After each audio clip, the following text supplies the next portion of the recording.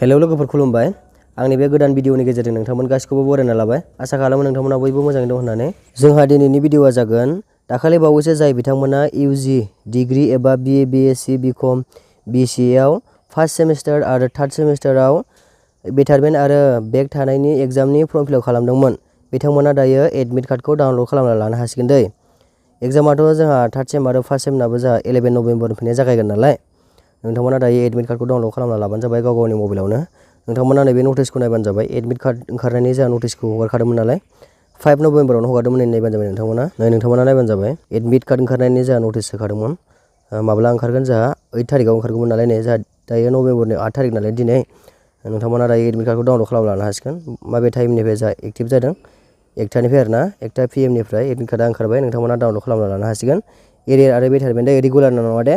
जाय बिथांमोना दायो थार्ड सेमिस्टार फरायगासिनो फार्स्ट सेमिस्टार फरायगासिनो बिथांमोना नङा दे। माने एरियर आरो बेटारमेन्ट जाय बिथांमोना फार्स्ट सेमिस्टार आरो थार्ड सेमिस्टाराव बेक थादोंमोन बिथांमोननि थाखायल'सो बियो। दाख्लैबावै जाय बिथांमोना एग्जामनि थाखाय फर्म फिलआप खालामदोंमोन फार्स्ट सेमिस्टार आरो थार्ड सेमिस्टार एरियारखौसो होनदों दै, रेगुलार नङा। नोंथांमोना नैयाव नायबानो जाबाय। नै न' हार्ड कपि उइल बि इसु, माने हार्ड कपि होनाय जाया दे एडमिट कार्डखौ। नैबे अनलाइनजों नोंथांमोना एग्जामखौ लिरनांगोन नालाय।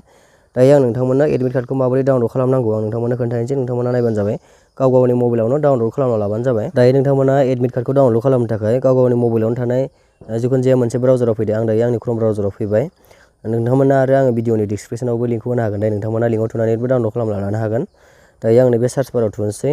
बेवहाय बड'लेण्ड इउनिभारसिटि लिरबानो जाबाय नोंथांमोना। बड'लेण्ड इउनिभारसिटि लगइन इदि लिरदो। इदि लिरनायनि उनावहाय फार्स्टआवनो अप्सन मोनगोन नै। बेबायदि अप्सनावहाय थुदो नोंथांमोना नै। नोंथांमोना नैबेयाव थुदो। नैबे बड'लेण्ड इउनिभारसिटि नुनायावहाय बेयाव थुदो। आं बेयाव थुना होनोसै। बेयाव थुनाय लोगो लोगो बेबायदि इन्टारफेस खेवगोन। बेबायदि इन्टारफेस खेवबाथाय गाहायाव एसे फैदो। एसे गाहायाव फैनानै जोंहा एडमिट कार्ड दिहुनगोन नालाय। जिखुनु जाया मोनसे थुना होदो। जिखुनु जाया मोनसे थुना होबानो जागोन दे बेवहाय। जिखुनु जाया मोनसे थुना होदो। आं दायो थुना होबाय। दायो बेयाव नोंथांनि जिमेल आरो पासवर्ड बिदों दै। इउजारावहाय नोंथांनि जिमेलखौ होबानो जाबाय। बड'लेण्ड इउनिभारसिटिजों रेजिस्टार थानाय जिमेलखौ होबानो जाबाय।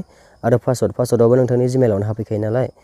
नोंथांमोना बेखौ होबानो जाबाय। जुदि नोंथाङा जिमेल आरो पासवर्डखौ बावबायब्ला नोंथांमोना नैयाव आइ फरगट माइ इउजार पासवर्ड बेयाव होदो। माने पासवर्डखौ बावबायब्ला बेयाव थुदो दे।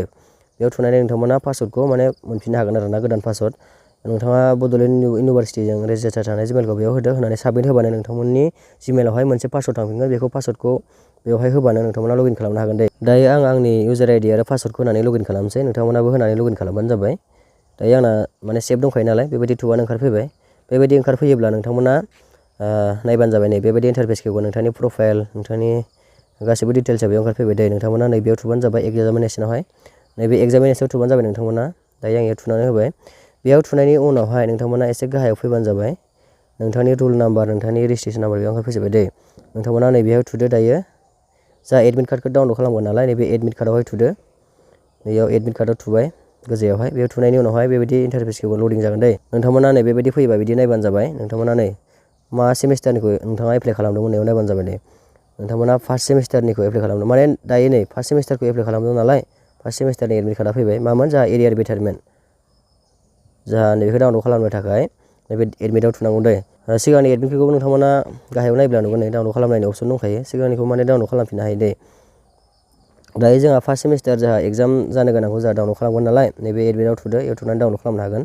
माला एप्लाइ खालामदों बेखौ नुजोब्बाय। मामोन जोंहा फार्स्ट सेमिस्टारमोन, मामोन जोंहा एरियार बेटारमेन्टमोन। दायो जोंहा एडमिट कार्डखौ डाउनलड खालामनो थाखाय नैबे एडमिट कार्डआवहाय थुदो।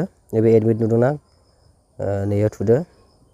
बेयाव थुयोब्लाथाय बेबायदि डाउनलड जागोन। आंना माने डाउनलड खालामखानाय नालाय डाउनलड एगेन खोन्थाबाय। आं दायो डाउनलड एगेनाव थुबाय। बेबायदि थुयोबा नै बेबायदि ओंखारगोन नै डाउनलड जाबाय दायो। जा किउआर क'डबो ओंखारबाय। नोंथाङा नायबानो जाबाय मा मा साबजेक्टखौ एप्लाइ खालामदोंमोन नै बेवहाय। माबेया बेक थादोंमोन, माखौ बेटारमेन्ट एप्लाइ खालामदोंमोन, माखौ बेकनि थाखाय एप्लाइ खालामदोंमोन नैयाव ओंखारफैबाय साबजेक्टफोरा। नोंथांमोना नायना लाबानो जाबाय। एग्जामनि माखासे इयाव रुल दं दे। रुल एन्ड गाइडलाइन्स दङ। नोंथांमोना बेखौ फल' खालामबानो जाबाय।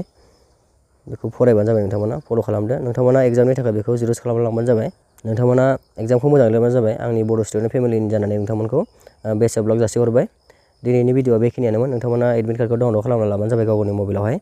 भिडिअखौ जोबजासिम नायनायनि थाखाय गोजोननाय थाबाय। आरो मोनसे गुरै खावलायहरनाय जायोदि नोंथांमोना दासिमबो आंनि बे बड' स्टुडेन्ट फेमिलि इउटुब चेनेलखौ साबस्क्राइब खालामाखैब्ला अननानै साबस्क्राइब खालामना होबानो जाबाय। जाहाथे नोंथांमोना बेबायदिनो इम्परटेन्ट भिडिअ लाबोबाय थानो हायो।